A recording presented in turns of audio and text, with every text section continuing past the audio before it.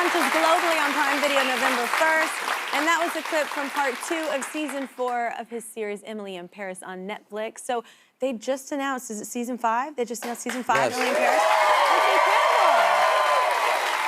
It's not everybody's a part of a hit show. That's like incredible. So many people love this show. Is that kind of weird for you, like to get noticed everywhere now? I'm still getting used to it. Yeah. But you know, the feedback I get and the little sparkle in the eyes whenever I meet someone who connects with the show is just, it's just all I need to be so grateful for this adventure. Yeah. Yeah, it's such a great cast too. So I heard that your family watches the show and you get notes. They're the only ones who give me notes nowadays. Yeah. Nobody gives me feedbacks anymore. It's like they're normalized the fact that I'm on the Netflix show, and it's still. Is it constructive, or is it that kind of family that's like? Oh, my man. mother is like, you gain weight, your hair is messed up. Yeah. I'm like, Mom, I'm playing a chef. I'm supposed to be a little more. It's okay. You know, yeah. She wouldn't have it. Our family is the one who keeps it real for us. Mine is the same. So wait, you're lobbying for a role for a certain actress to come on the show, right? Yes. Which I love this actress, by the way. Yes, everybody does. Yes. Tell everyone who it is. Who won on there? Who's that mystery woman? Yes. Kim Cattrall. Yes. She would be perfect for this show.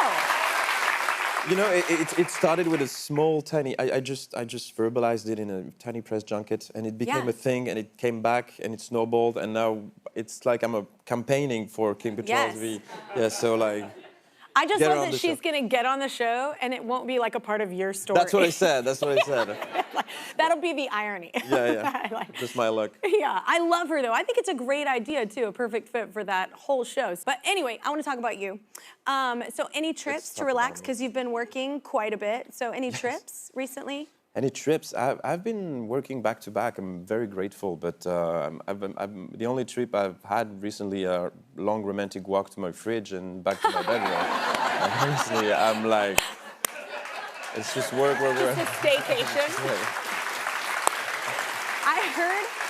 I heard that you got to hang, because I know that we mentioned you were in the film Ticket to Paradise, and I heard that you got to recently hang with George Clooney at like one of his houses, and here's the thing.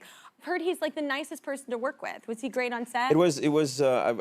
It's funny because it's the first project where I felt no pressure, because I've seen all his movies, and Julia Roberts as well, and so I felt like I was about to work with people I already knew. It sounds weird, but. And they turned out to be the kindest, most generous actors I've ever worked with. And George has this culture of never leaving anyone behind. When he sees a group dynamic and someone is on the side, he's always going to bring him back into the light.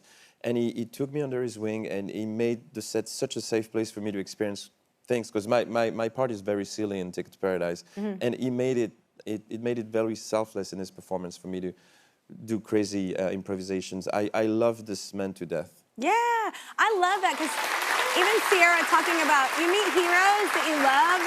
I love talking about that, because I feel like you always hear the bad stuff about people, but there's so many great heroes that you just love and you meet, and they go beyond what you kind of think they. It's a big industry, and there's a bit of everything, you know, like the world. It's a tiny world, a microcosm, and when you meet such icons like this that are so established, but yet take time to go out of their way to make people feel good about themselves. It's so important. For a young actor like me, I'm still at at a learning stage of my career. It was pivotal, and it gave me all the stamina to, you know, just follow in his footsteps.